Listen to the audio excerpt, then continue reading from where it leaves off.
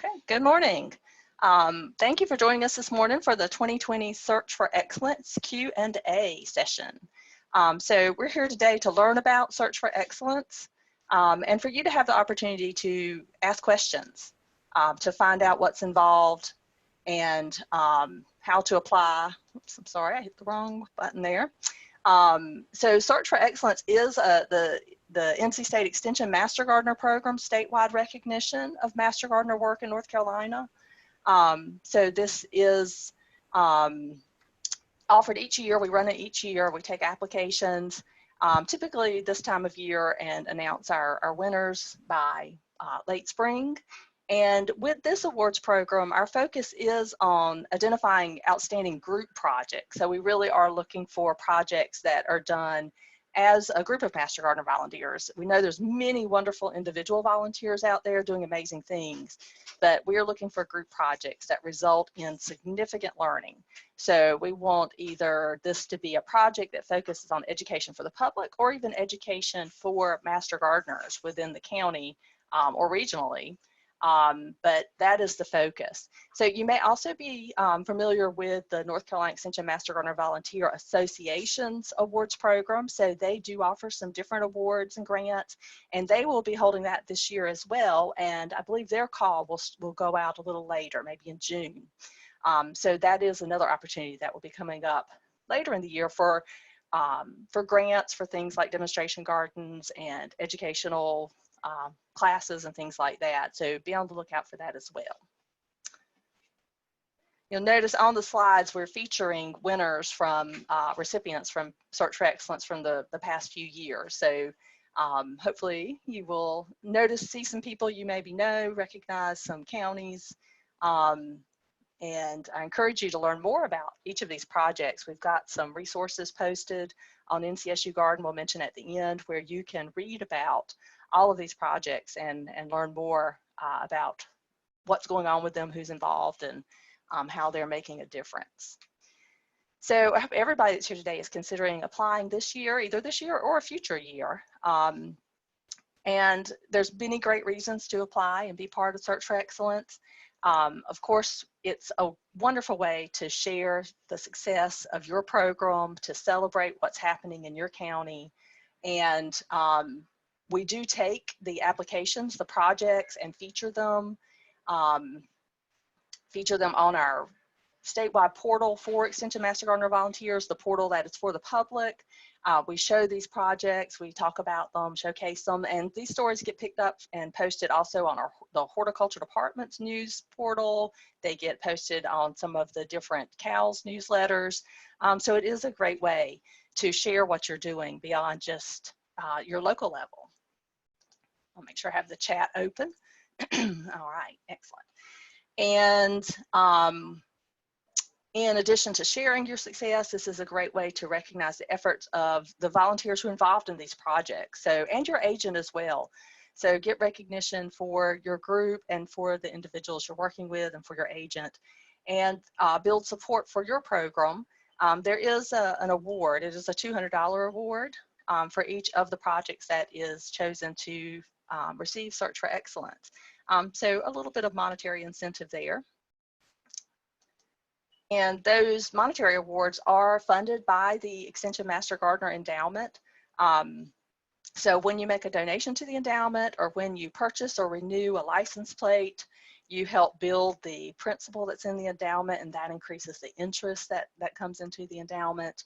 And that helps fund things like Search for Excellence and other different initiatives and projects to support Master Gardener volunteers across North Carolina. We really appreciate everyone who donates, who has already donated, or if you're considering a donation, as well as local associations and Master Gardener groups who make a donation.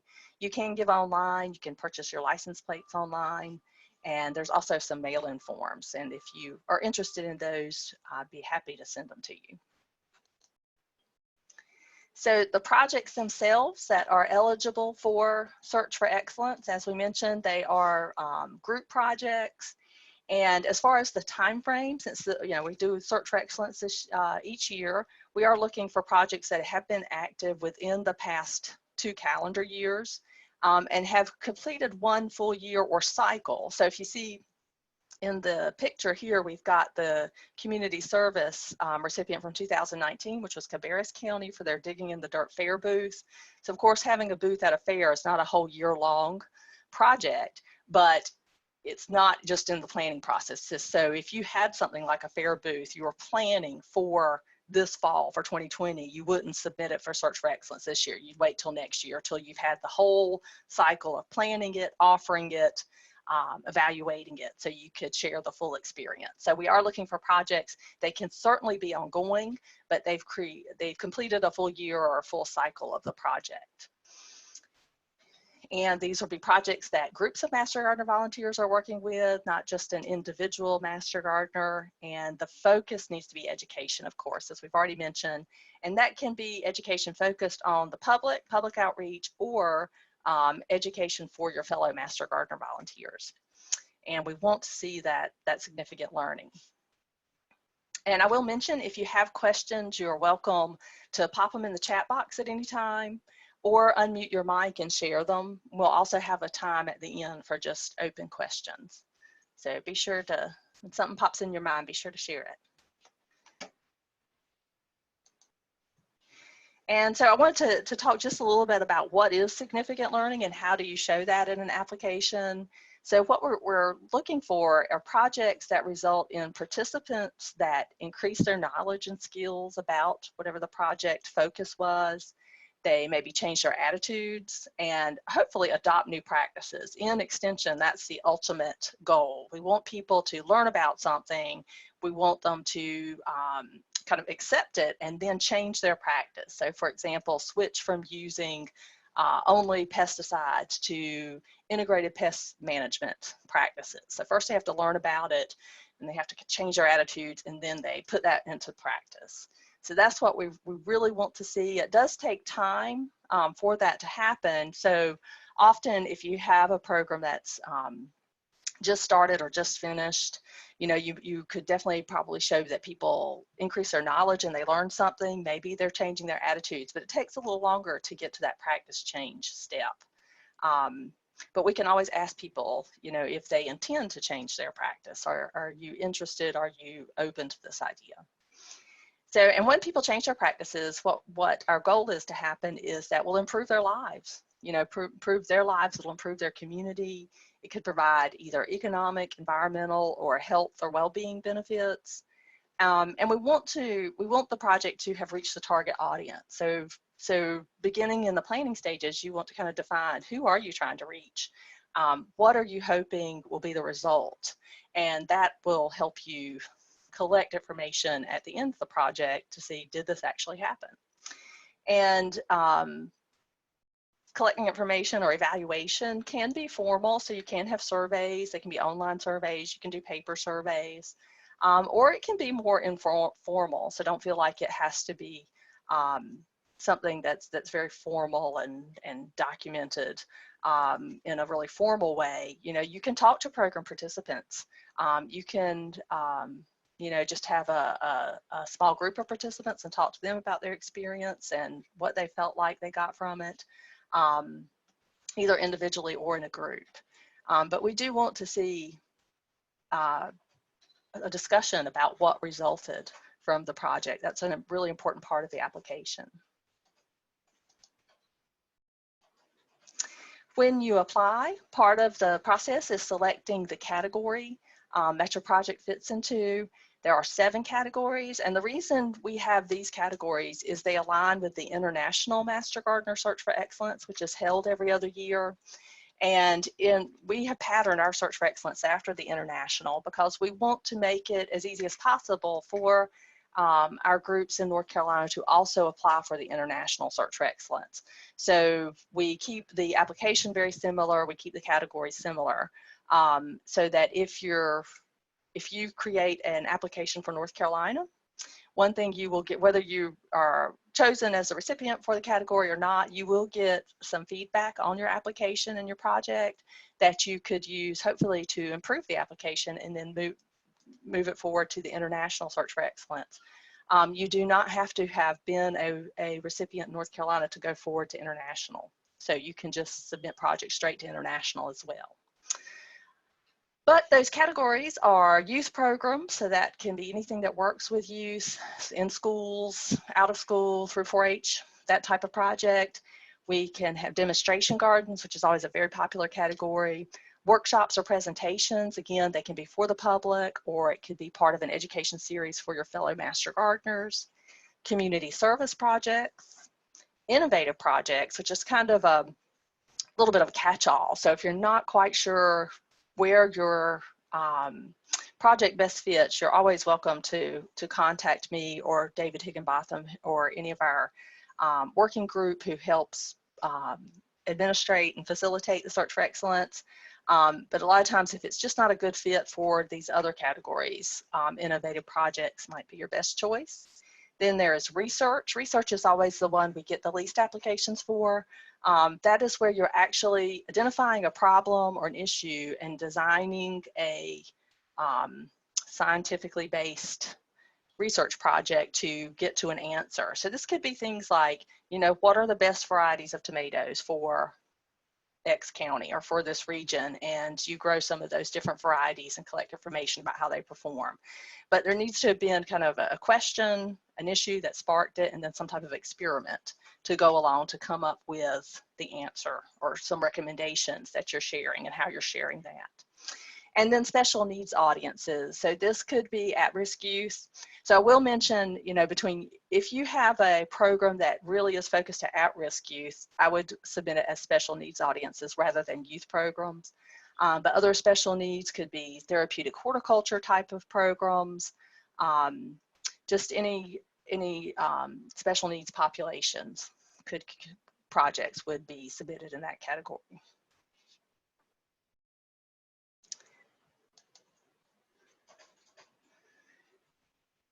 So who can actually submit the application? Well, anybody who is a certified Master Gardener volunteer or an intern, so you don't have to have completed the internship. You do have to have completed training and past training, so you're certified as a Master Gardener intern or Master Gardener volunteer. And it is a requirement that the volunteer prepares the application, not the extension staff. And so this, as I mentioned at the beginning, is an NC State Extension Master Gardener program, awards program. So it doesn't matter if you're a member of your local association or the state association, that's not part of applying, a consideration for applying for the award. So anybody who's a certified Master Gardener. And each group, each county can submit one application per category. So we have 7 categories, which means a county could submit up to 7 applications, one in each category. Would love to see that, never had it. We have had counties submit up to 3, I think, in 1 year, but just 1 per category. And if you have a project that was previously recognized as Search for Excellence, you can't submit it again. So even if it's been a project that's been going on for a few years, if it won in the past, we can't submit it again. If you're not sure, you can always contact me and I can let you know which counties and projects have won before. And who judges the applications is always an interesting question, and I don't know how my picture ended up upside downwards, but that's kind of an interesting look, isn't it? So the applications are judged by a panel made up of Master Gardener volunteers from across the state. We do have our working group, our Search for Excellence working group, who facilitates the whole Search for Excellence. And so our members are David Higginbotham, who's here, I think, with us today, and he is a Master Gardener volunteer in Chatham and is the chair. Really appreciate everything David does to make Search for Excellence possible, as well as Wanda in Durham and Carolyn in Guilford and Mickey and Shawan, who are also on the working group. So they aren't alone in judging. We actually have a whole panel of judges, and we do make sure that if there is an application from a judge's county within a certain category, then that judge does not even judge any applications in that category. So we don't have any kind of bias for people wanting their own county to win. So the applications are judged by your fellow Master Gardeners.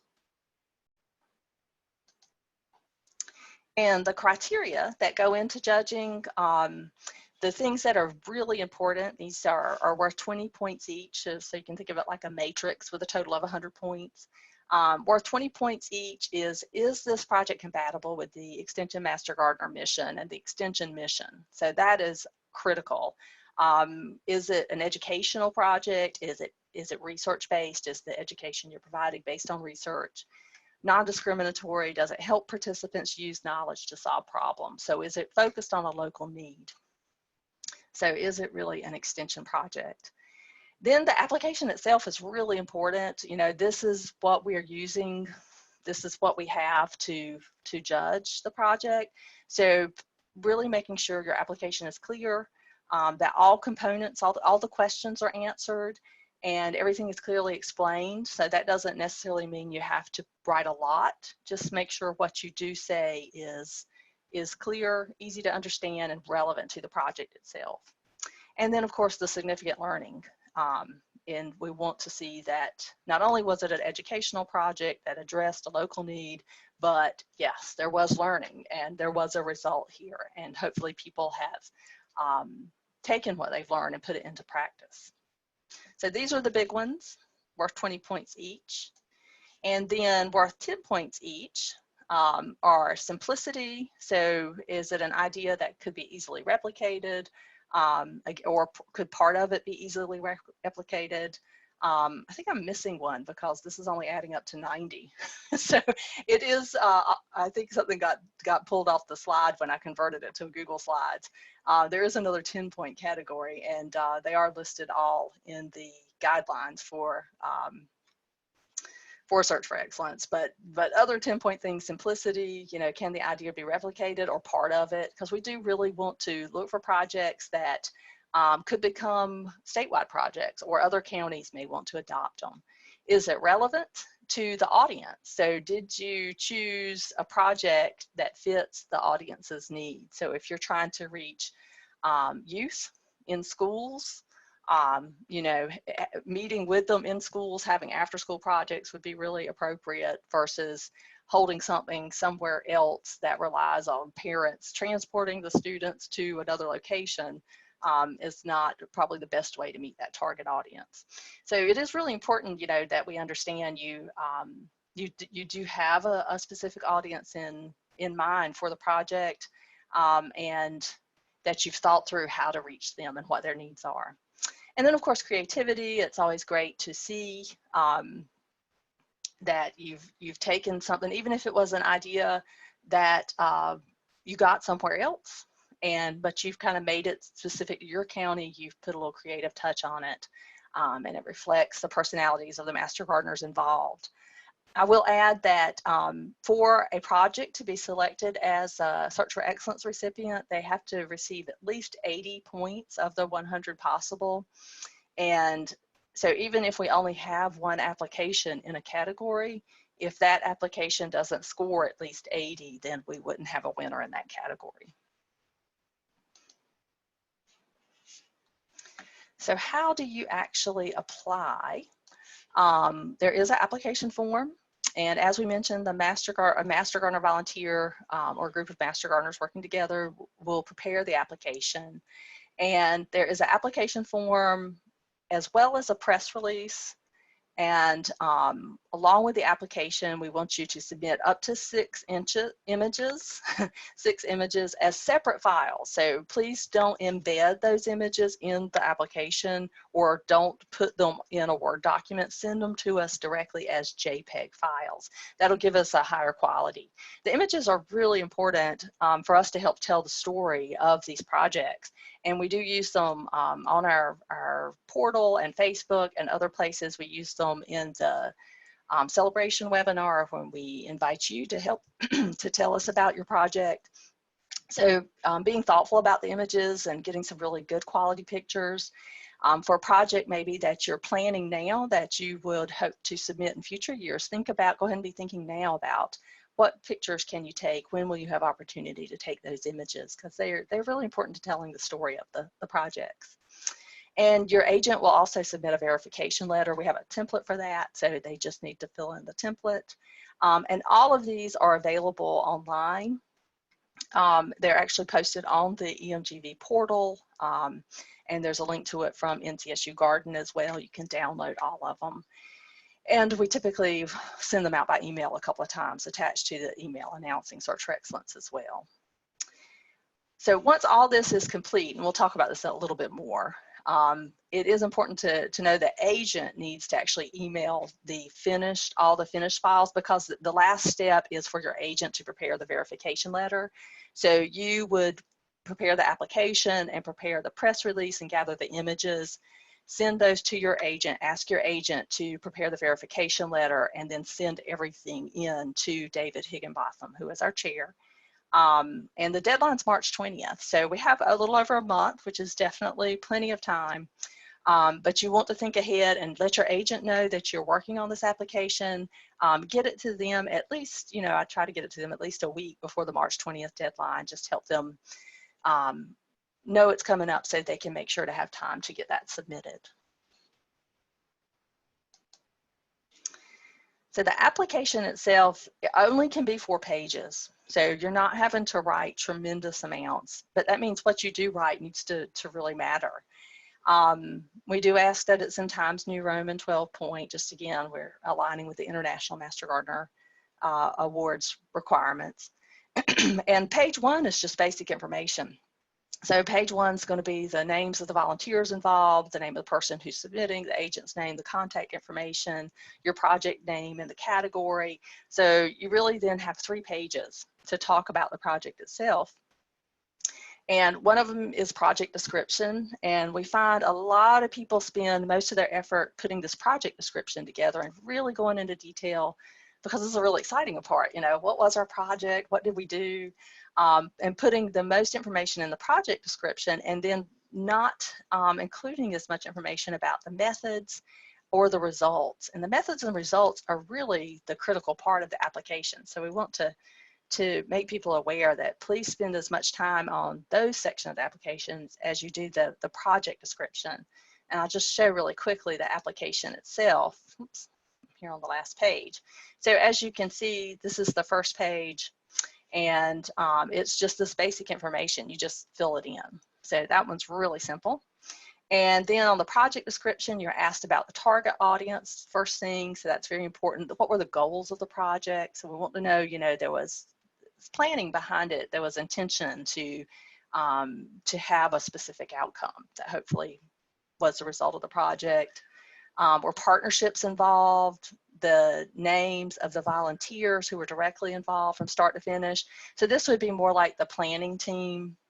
So if it's a project like a demonstration garden and you had some people just come out for a work day, you wouldn't list all them. You would list the people who were involved from start to finish and really, helped make the project possible from start to finish. We're interested to know how many hours went into it. That's kind of important for sharing this with other volunteers, if they're considering, because this is something we could do in our county, excuse me, just understanding how much effort it'll take to do. And then the budget, how much did it cost? Did you get any specific grants? How did you raise money?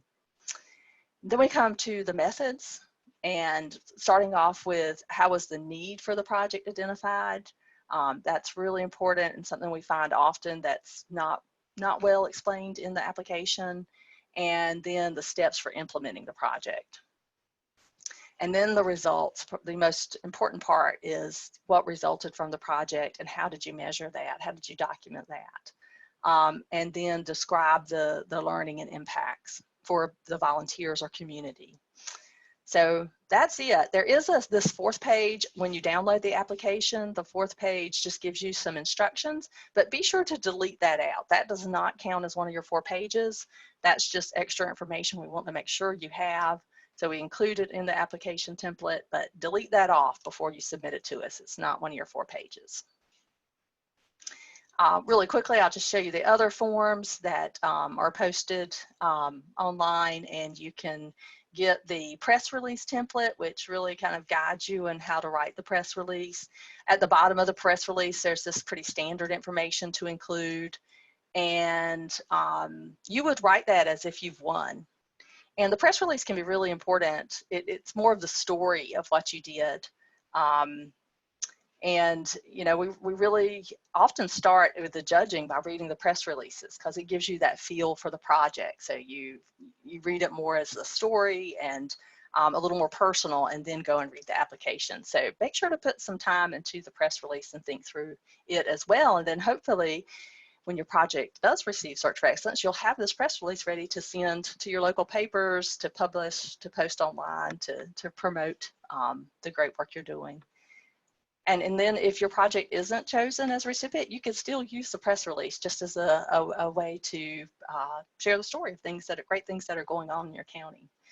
All the projects we receive are wonderful, and sometimes it can be really challenging to choose one as a recipient, and we do have the scoring, so it does always go back to the scores. If we did have a tie, we do give out two, you know, to two projects if there's a tie on the scores. The agent letter template, they just need to fill in these yellow places specific to the county, and then the guidelines or what else is available online, which really tells you all the specifics. Everything we're talking about in the webinar today is included in the guidelines. It has instructions for the application, talks about significant learning, and talks about the judging criteria. So let's see, which one did we miss? Simplicity, practical, and relevant. We had that original. Oh, number of people impacted. So that was the one missing from the slide. So we do look for projects, hopefully, that have reached the target audience, but have reached as many as possible. It's not just about the numbers, definitely not just about the numbers, but we do want to see that the effort was had a good return on investment by having a lot of people reach. So that was the other 10 points missing from our judging slide. All right, just want to check. Don't see any questions in the chat box, but again, if anybody has a question about the application, I'll pause for a few seconds if you want to put something in the chat or unmute your mic and ask.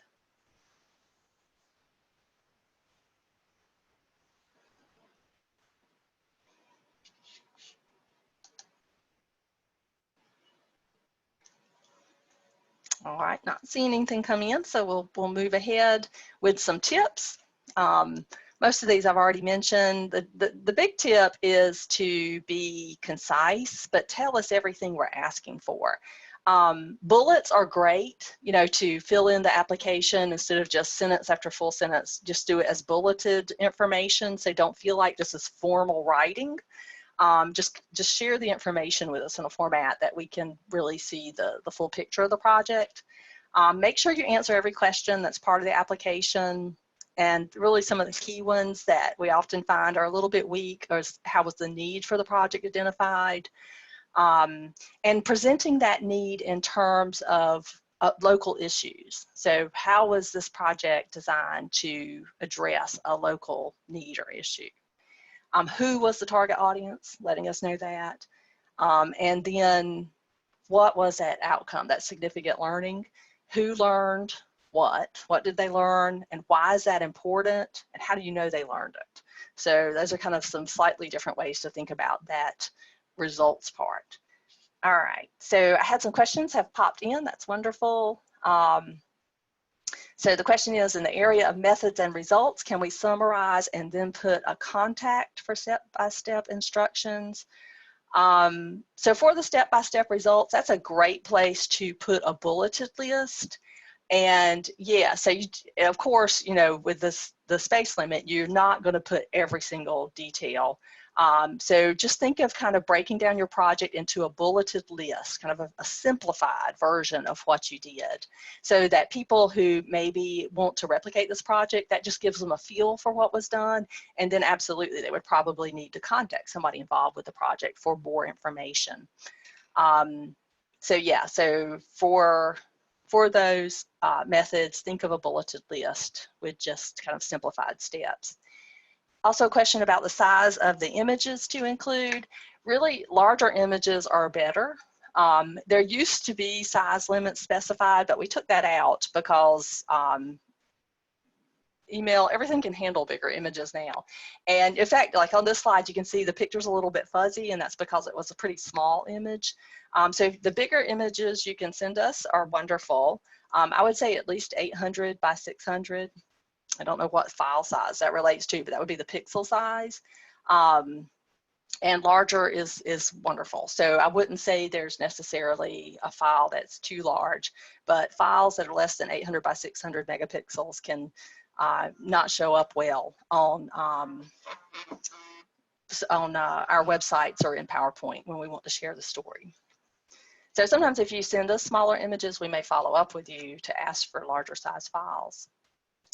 Oh, good question from Anne is, how do I figure out what district we're in? So there are extension districts, and I will add a map. There's a map that shows the extension districts. I will add that map as a link on the information about the about Search for Excellence. I'm making a note for myself. And I will add a link there on the page where you can download all the forms, and I'll send it out in a follow-up email with this recording. So basically there's 5 districts: Northeast, Southeast, North Central, South Central, and West. But the map, you can easily find your county. And then last question from Diane is 6 the maximum number of photos, or can more be provided? We do ask for up to 6 with the application. If your project is chosen as a recipient, we will contact you for more potentially to use in any posts we're doing about the project. But as far as the initial submission, just include up to 6. If you have more wonderful ones, put them somewhere so when we get back in touch with you because your project was chosen as a recipient, put them somewhere they'll be easy to share with us, like a Google Drive folder or something like that. All right, excellent. Those are wonderful questions. So we have a few more tips. Proofread. Definitely make sure to proofread and have other people review it, review the application, which kind of is also something to build into your timeline of preparing it. Because when you prepare something and write it, you might not pick up on your own mistakes, but also it makes sense to you and it might not make sense to others. So make sure to build in that time to proofread and to have a few other people proofread it as well. It's always great to have somebody who's not familiar with the project proofread it. So to get that, because that'll be kind of like the judges, we will be looking at it as not familiar with it. So having somebody who doesn't know who won't read between the lines, and understand what's going on, could probably provide some really good feedback. And also there are apps you can download, like Grammarly is one. I actually use that one. But there are definitely others that pick up on typos and grammar mistakes in your writing. So that's a great way to eliminate some really basic mistakes that sometimes, it's easy to overlook in our own writing. So there's no charge for Grammarly, and I know there are others out there. Oh, thanks. Kristen has dropped the district map or she's dropped a link to our 2019 annual report, which includes a map of North Carolina that's divided up by districts. Yes, thank you for adding that. So that's where you can go and see the districts that we included it in our annual report. And if you haven't had a chance to see that, please take a look. And several of our Search for Excellence recipients from 2019 are featured in it. And that's one way we'll feature our applicants, is in things like the annual report. And then I already mentioned this, but I just wanted to emphasize it again about the press release. Use the press release to tell your story, and to put it more in that personal story format. Write that press release as if your group has won and you want to share the amazing project you're doing, and then also say that this project was so wonderful it was recognized as Search for Excellence. And as I said, a lot of the judges will read that first. That just kind of gives you the impression, and then you go into the application and get the more nuts and bolts. With your press release, really we're only aiming for a page.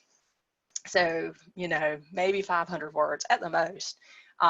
Don't feel like it has to be, something for the New Yorker.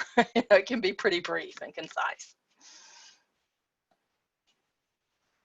All right, excellent. Kristen's put a couple of more links in the chat for Grammarly, and then for the Hemingway app, that's another one. They're both free that are great to use to review anything, any of your writings, but especially things like applications. All right. Okay, so after you have your application ready, you've got the images, you've given it to your agent, they've prepared the letter, it's all been submitted, shared with the judging panel. The judging panel has selected your project for Search for Excellence. You will find out by May 20th. So that's the date we have set to announce our recipients for 2020. And then if your project is chosen, at least one person from your team will need to plan to participate in our Search for Excellence celebration webinar. So we hold that each year, and that is the opportunity for the team members to talk about their projects, for the projects that, the 7 projects that receive Search for Excellence. So it would just be 5 to 7 minutes. It would be held over Zoom, so the same platform we're using right now. We will schedule it for sometime in July, and we wait to actually set a final date once we know who our recipients are, so that we can find a date that works for everybody. But we would be looking at sometime in July. And there are also some forms to submit if you are chosen as, if your project is chosen, that are required to process the payment, because the payment does come from the endowment, so that has to run through the North Carolina Agriculture Foundation. So we will need a W-9 that is made out to however the check needs to be made. So if the check is to be made to your county, or if there is a bank account for a local association or a bank account for the Master Gardener program, it's very important that however that check is made and where it's mailed matches the information that's on the W-9. And then there's a form that you can fill out to have direct deposit, or you can just X over it and sign it, but we do need that form. So just know that if your project's selected, there'll be a little bit of paperwork to fill out, and we can't process the award payments until we get that paperwork. And we will send you feedback. We will share with you the scores, and we will share with you the comments from the judges, of course anonymous, not knowing which judge they came from. And there will be potentially suggestions. There'll be a lot of praise for your project. But maybe some suggestions, just ideas that come to mind for your project to grow it even more. And then specifically some suggestions for improving the application, with the thought that hopefully your application would go on to the International Search for Excellence. And we have had winners in the past. North Carolina has a good track record in the International Search for Excellence. The next International Search for Excellence will be in 2021. And they will probably be putting out the call for applicants this summer. So about the time we're wrapping up Search for Excellence in North Carolina, we'll be seeing the call for the International Master Gardener Search for Excellence. So the timing's great for you to take your application on to international. Just last International Search for Excellence 2019, North Carolina had 2 first place winners. And if you think nationwide, there are only 7 first place in the international, and North Carolina had 2 of them. It's pretty amazing. Speaks to the amazing things, amazing volunteers we have, and the wonderful work that's happening. But that was Dare County won for their Speakers Bureau project, and Guilford County won for their crevice garden. And I did want to emphasize, if you see the picture here of the crevice garden, this is the whole garden here in the picture. So when you're thinking about these projects, or particularly like this was a demonstration garden category, it doesn't have to be enormous. This was a really specific garden built for a very specific purpose, and it met a local need of how can you landscape these kind of hell strip areas, these hot, dry areas. It is a kind of sustainable garden. You're creating something that is low maintenance and very drought tolerant. So, you don't have to have an acre garden, or you don't have to have an enormous project. So don't think that, just because your project didn't reach 1,000 people or 10,000 people, or because the garden is just 1 bed or things like that, that it's not eligible for Search for Excellence. Okay, I've got a great question. Do applications for the international awards need to win at the state level? No. So in fact, you can apply straight to international. If for some reason you're not able to apply for North Carolina, the projects that are submitted to international do not have to have gone through a state vetting process. So we hope all of our North Carolina folks who apply for the state go on and apply for international, but it doesn't have to have been through, and you do not have to be selected as a winner in North Carolina to apply to international.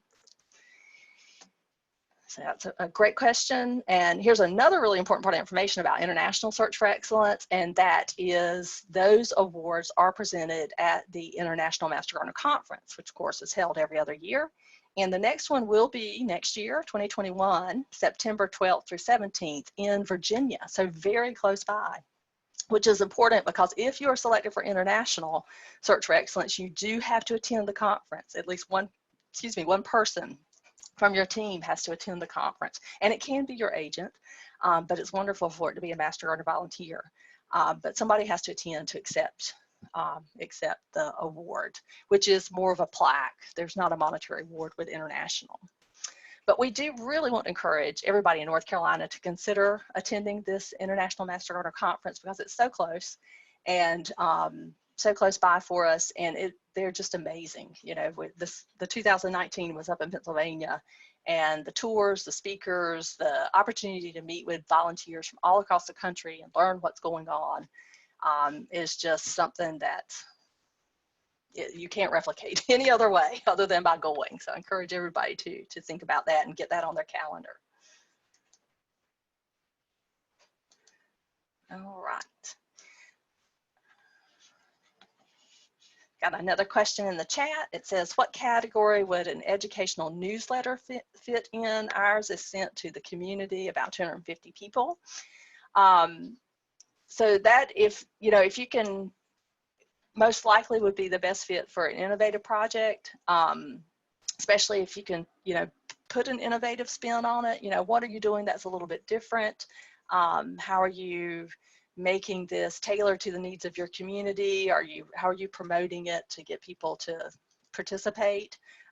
So that is one thing, with projects that end up in the innovative category, we do want to see something about it that's a little bit innovative versus just, replicating kind of the same thing that's done all across the state on a regular basis. But yeah, there's not a direct category for educational newsletters. So projects we've had in the past with innovative category have been Buncombe County's blog, which is kind of a same concept. You've got this newsletter, or this information, but it's delivered online through a blog. And then this past year we had Chatham's Newcomers Project, which was a website that's been developed with information really tailored for Chatham County for people that are new to the county. So to help those folks that come in and are overwhelmed to get somewhere just that starts them off. And in association with the website, they created a brochure that can be left all around town.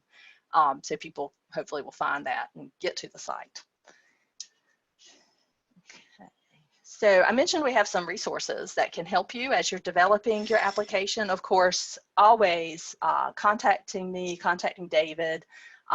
We are resources available to you to help you if you have specific questions.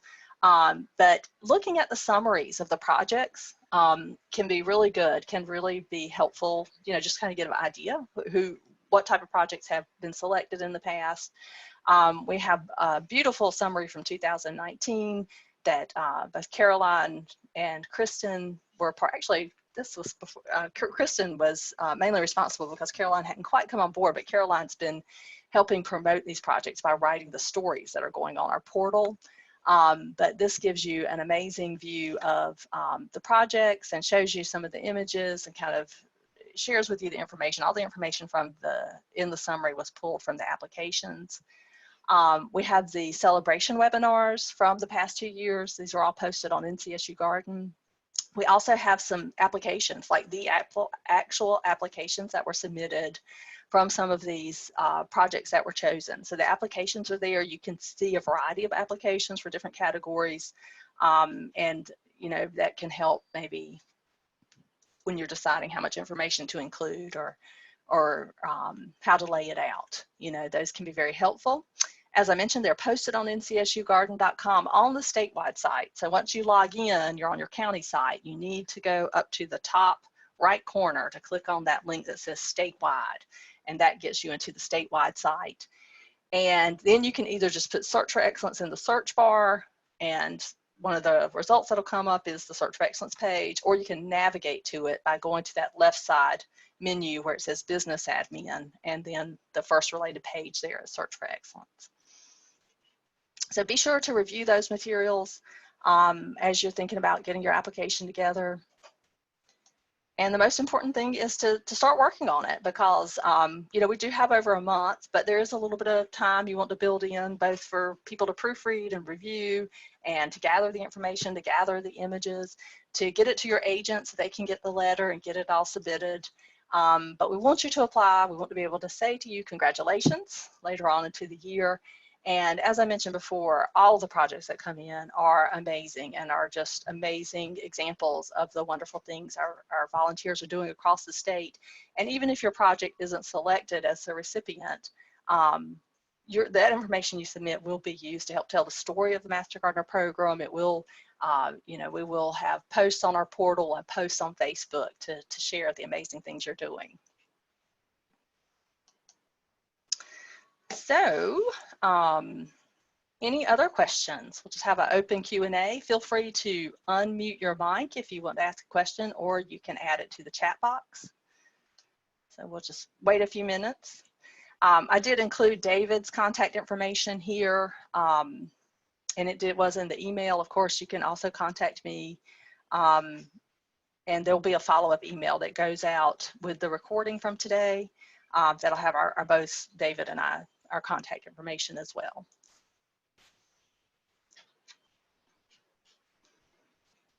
So I'll just wait a minute, because I know sometimes when people are typing in the chat, it takes a little bit of a delay for it to show up.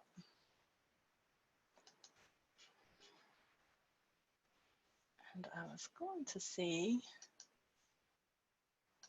there we go. I managed to clear that mark off. There was a little mark on the screen.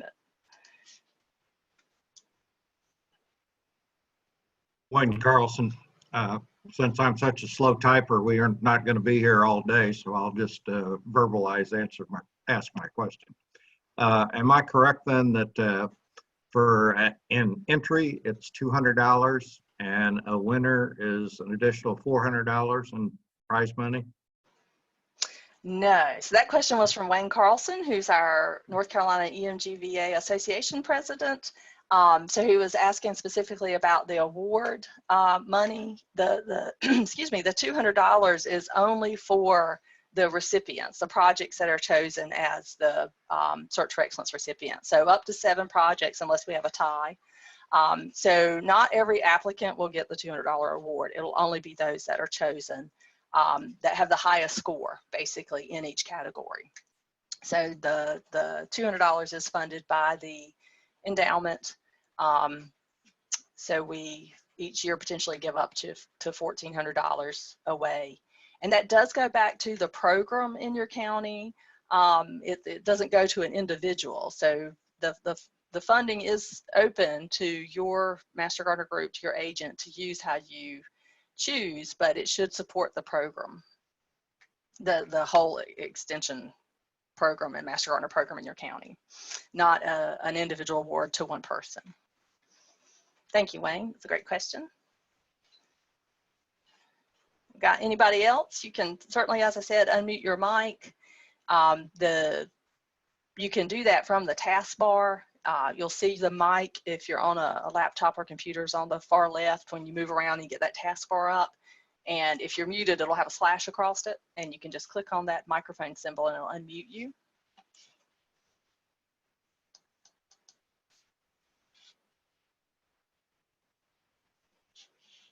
Or you can put things in the chat box as well.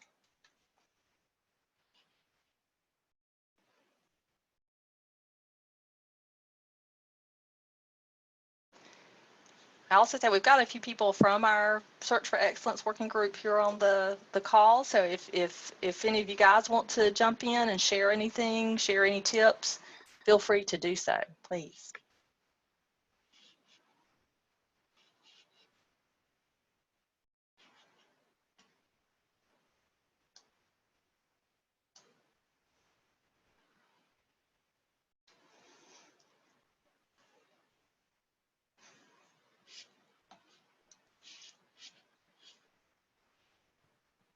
All right, well, I'm not seeing anything come in. If you're typing, please keep typing. We'll stay on for a little while. I just wanted to wrap up by saying I hope to hear from each one of you. I hope to get an application. I'd love to get an application from every county in North Carolina.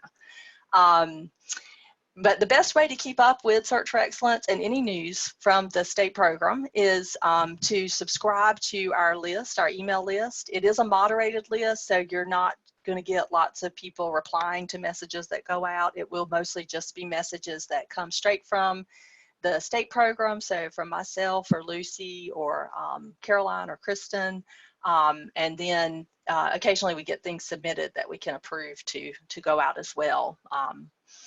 So if you're not already on the list, the link to subscribe will let me see if I can copy it and drop it in the chat. I'll just do that really quick. So the link to subscribe is in the chat, but I think you'll have to copy it and put it in the URL because it didn't come through as a live link. So I encourage you to subscribe to that list. Also, the information is posted on ncsugarden.com, and the link as well, which I will go back and pick up to where you can get all of the application information. Updates will be posted there as well. Get to the right place. Here we go. So I'm going to put that link in right now. This will be the website to download all of the forms.